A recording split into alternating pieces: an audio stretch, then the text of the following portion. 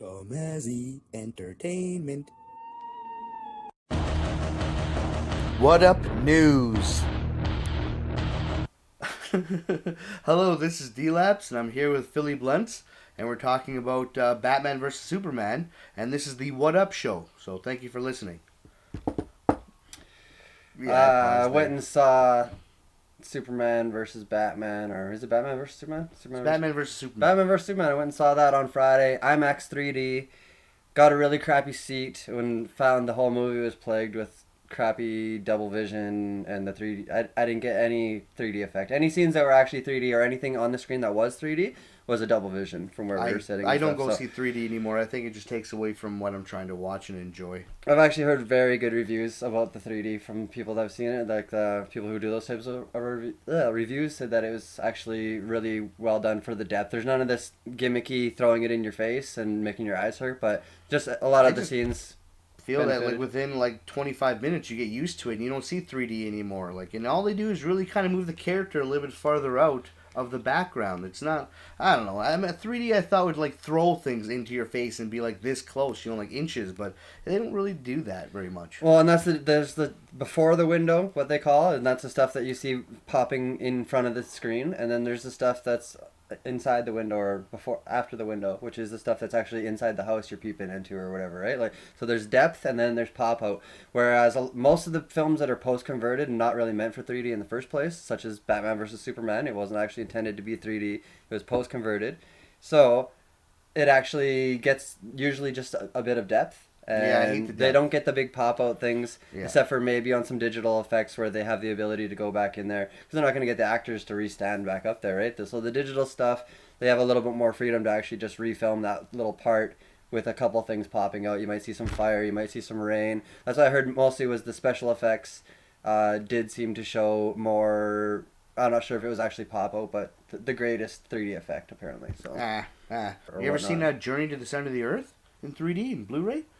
Like, that looks insane. Like, that was, like, that's basically my bar of what I compare everything to, and if it doesn't touch that bar, then it's stupid. And nothing in theaters even touches those bars. The trailers have more 3D depth than the actual movie. In the movie theaters, the best that I've seen for the 3D effect is the Minions movies. The Minions, you go to that movie, there is crazy good 3D for the whole movie, but what you want to see is at the end credits, or right at the end of the movie, the Minions...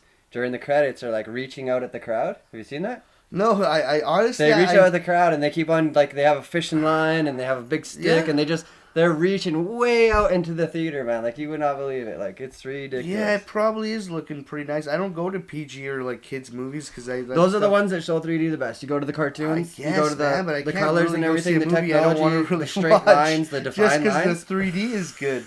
You know, like, put the 3D good in, like, rated R movies. I want rated R 3D. I just think that it does add to the experience if it's properly implemented, like it is in movies such as like Pacific Rim, where you can get actual sense of immersion and just get more from the experience in total. I don't know. I just find it cheap garbage. It really ruins everything. I like to watch a movie how I used to watch when I was a kid and not 3D. And when I get older, I believe I'm going to have the same attitude towards it, you know. And I don't even want a 3D TV because even though I think it's better, that's what I'm noticing now is the things popping up in my face, not what's going on the screen and watching the story and the interesting characters. Now I'm just like, oh, where's the thing that's going to pop out and hit me in the face? Hey, that's not what I want in my movie. I go to a movie because I want to be entertained, but not like that. No, yeah, to each their own. I really enjoy it. I like the movies, I like my games. I like it all to be popped out in my face as much as possible, or even just giving me extra depth so you can really notice it, right? So, well, you know what I say to that? Fuck that! Well, that was a great discussion about the 3D, but let's talk about what we actually think about the movie. I liked it. Really? Enjoyed it, yeah. I thought it was a good introduction to what I know that their plans are. They want to introduce a bunch of characters. They want to start up a Marvel-like universe where they got a franchise going. So I totally get it, and I was expecting something along those lines, and that's what I got. So I always like when I get what I expect. Everything is to par. I disagree. I didn't like it very much. I honestly thought it was kind of boring. And they kind of introduce all the characters in a wrong way. They had them all become enemies before they became friends. And That's not what I really wanted. And also, a friend mentioned to me that the Batman character should be a serious figure, but not the universe. And I agree with that, man. Like, why was the movie so serious? Why was it so mature? Like, there isn't one. It's humorless. It's completely humorless movie. Yeah, that's true. It was short on the laughs, but so was Man of Steel. Really, Man of Steel did have a couple of funny scenes or really whatnot, good right? funny scenes actually. But yeah. I'm just saying, it was a way darker tone. Superman actually killed in that, and Superman's not supposed to be the killer, right? He's supposed to be like above what he was. I did enjoy the beginning of the movie though, where you see the from the first battle between Zod and Superman when they're scrapping, and you see from Batman's perspective or Bruce Wayne's perspective what's happening.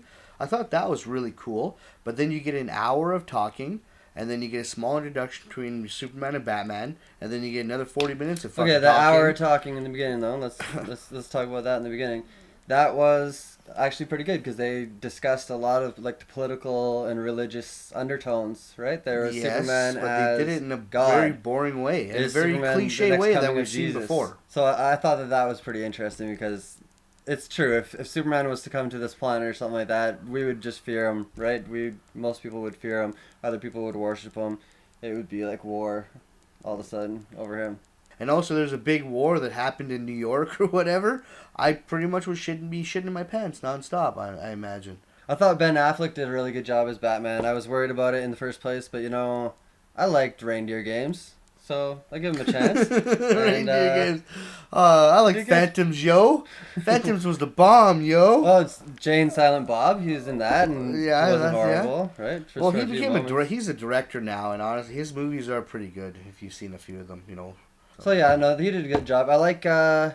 Everybody seems to be kind of hating on Wonder Woman a little bit. I like Wonder Woman. I think that they tried to set her up for her solo movie that's going to be coming out, that we all know is coming out.